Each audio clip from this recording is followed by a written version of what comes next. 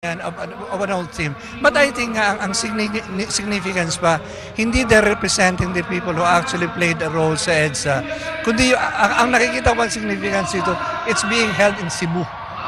The whole idea of people power as something that happened nationally. Yes. Otherwise, isipin naman mga tao, that's Manila imperialism.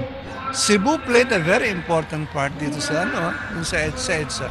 Itong nakikita natin may mga hawak na barbed wire. Ano yung sinimbolo nito nung martial law at nung people power, itong barbed wire na to, na hawak na ito ng tao? Marami dyan. Actually, yung mga political prisoners, marami sila artworks that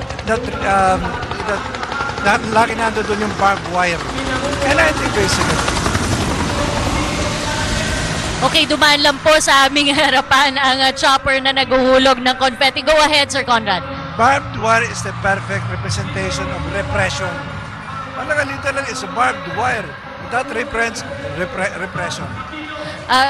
Part of the program also, yung pagbibigay, iaabot bandila ng Pilipinas kay Senator Butch Aquino, and then ibabalik din sa kanya. Ano po sa tingin nyo ang simbolismo nitong pagbibigay and then ibabalik? I don't know exactly what that symbolizes, but I think it's the flying of the flag represents a national, yung sense ng EDSA as a national phenomenon. But it was just Manileños, it was just the military, it was just a few people. It was the whole nation coming together. Literally talagang salubungan. They came at that point and there was unity.